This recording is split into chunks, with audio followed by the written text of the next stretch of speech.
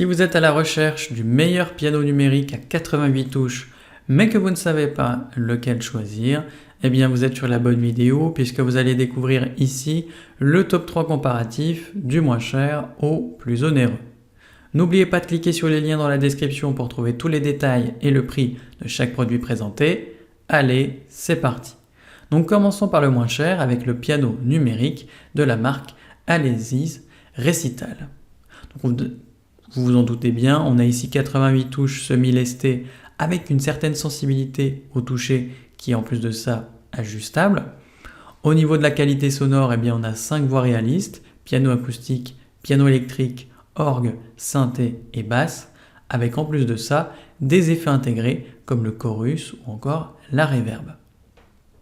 Les enceintes sont plutôt puissantes avec deux haut-parleurs intégrés de 20 watts, histoire d'avoir un son relativement fort.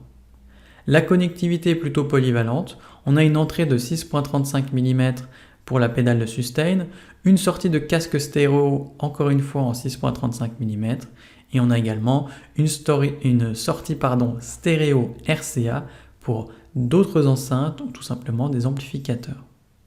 Au niveau de l'alimentation, je conseille plutôt de l'utiliser avec tout simplement l'adaptateur secteur qui est inclus, mais vous pouvez également l'alimenter par 6 piles qui ne sont pas incluses pour jouer n'importe où. Vous avez des fonctionnalités pédagogiques, donc différents modes leçon, split ou encore layer avec polyphonie de 128 notes. Et le gros plus ici, c'est que vous avez 3 mois d'abonnement premium à Scoov qui sont offerts avec l'achat du piano et également 60 leçons de Melodix offertes si jamais vous enregistrez votre clavier. Donc forcément, l'ensemble est bien noté avec une moyenne de 4,5 sur 5 sur plus de 12 604 avis clients différents. Donc si il vous intéresse, eh bien cliquez maintenant sur le lien que j'ai préparé pour vous dans la description pour en savoir davantage ou voir son prix.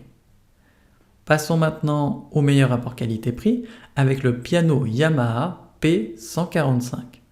Donc celui-ci est compact et léger même s'il pèse 11 kg, ce qui le rend idéal pour tous les espaces ou encore les déplacements.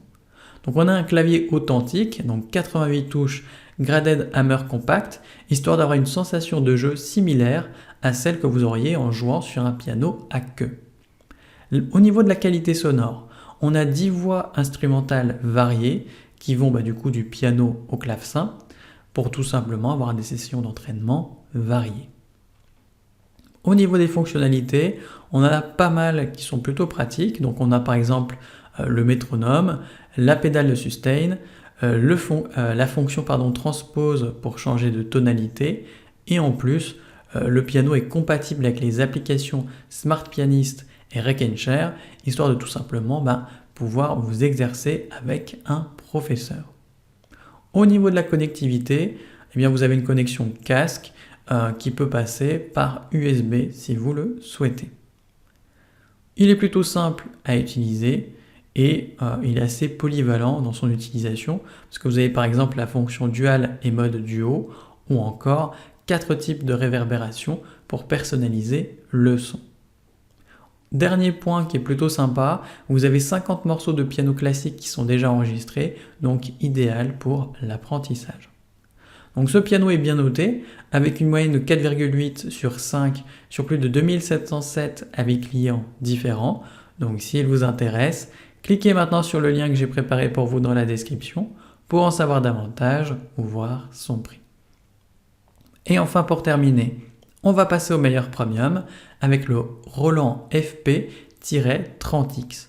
Donc on a ici des performances améliorées par rapport au modèle précédent, à savoir le FP10, puisqu'on a un générateur de son amélioré, des haut-parleurs plus puissants et une polyphonie supérieure.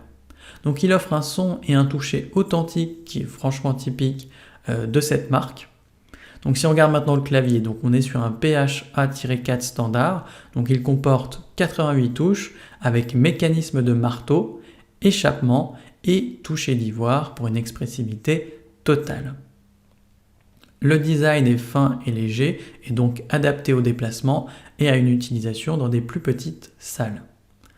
Au niveau de la connectivité, c'est pas mal puisqu'on a le Bluetooth mais également tout simplement une prise USB, que ce soit pour écouter de la musique, jouer avec des applis ou tout simplement suivre des cours en ligne.